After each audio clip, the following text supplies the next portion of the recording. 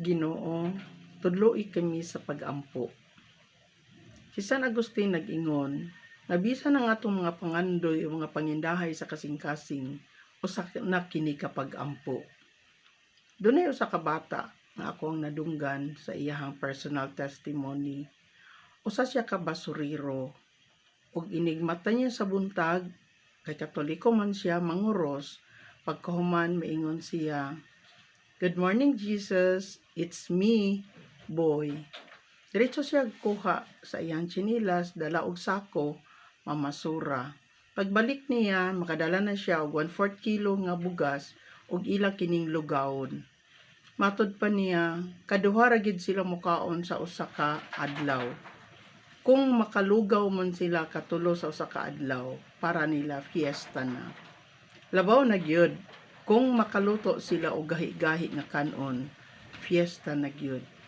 So inig kahapon, inig uli ni Boy, mag-ili siya sa iyang uniform, magkuhag sako, mamasura siya, ug makadala siya 1/4 kilo, ila kining lugawon para panihapon.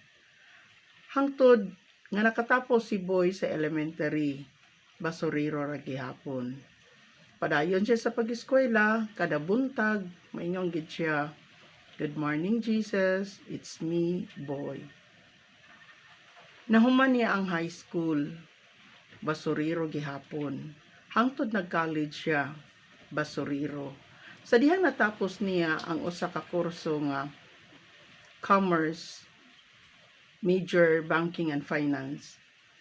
Nakatrabaho si Boy sa usa ka bangko nga dako, ug nahimo na siya nga dakong tawo diha sa usa ka bangko. Nakapatukod siya dako nga balay, nakapalit siya nindot nga sakyanan, ug ang iyahang inahan na ginapahiluna, nahatagan na gyud maayo nga mga pagkaon. Apan usa ka buntag ni ana, nakamata si Boy nga dunay nag-ingon kaniya, "Good morning, boy. It's me, Jesus." Nahagmata si Boy, ug iyang gipangutana ang iyang mama, "Ma, asa di ay ko? Unsa di ay ni? Naunsa di ay ko?" Wala katingog dayon ang iyang mama, gawa sa pagbakho. So girelate sa iyang mama ang story, nga sa dihang human sa iyang trabaho, kay nindot naman siya sakyanan, magsige na siya night clubbing, mauli, buntag na, din mo duty, matulog ra ka duty. So mao na to iyahang routine sa kinabuhi. So sa dugay-dugay nga panahon, naguba na gyud ang mga pag-ampo ni Boy. Wala na siya panahon magigistorya sa Ginoo, kay pirmi na lang hangover. Ug mao to girelate siyang mama nga samtang nag-drive siya sa iyahang auto, na turtle down kini, ug diretso gid siya nga nakumatos. Ug 1 month na di ay siya sa ICU. Nihilak si Boy tungod kay ang iyang pag-ampo maoy iyahang namat-an sa dihang miingon si Jesus, "Good morning, boy. It's me, Jesus." Diha nakaamgo si Boy nga sa dugay panahon nalimtan na niya pag-greet si Jesus every morning.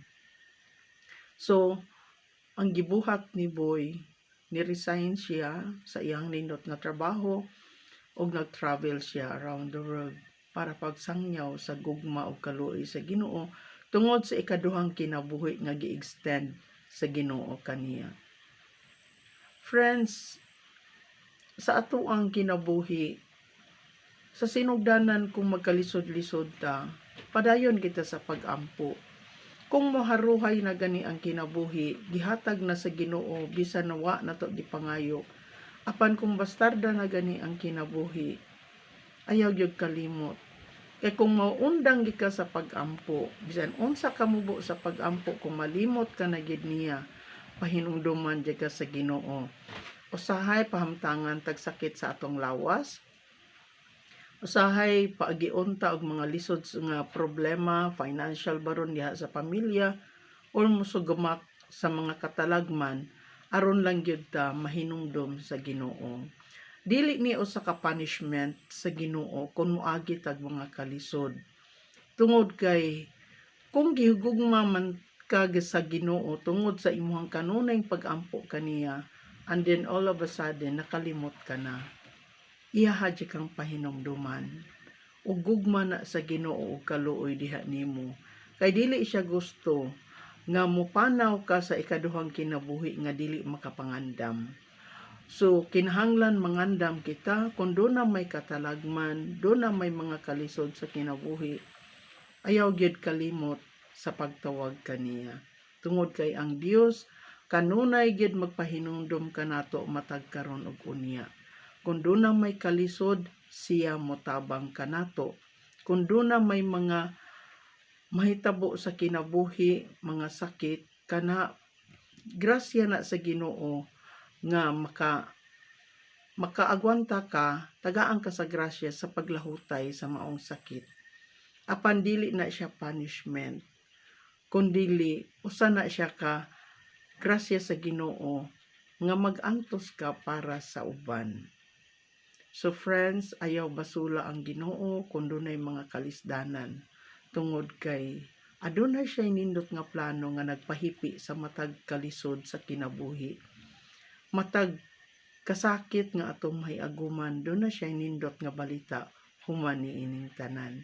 Hinumdumi nga ang panahon human sa kangit-ngit, human sa panganod, human sa mabaga nga ulan, anaa gyud ang adlaw nga mobidlisyo usa ka adlaw ni ana.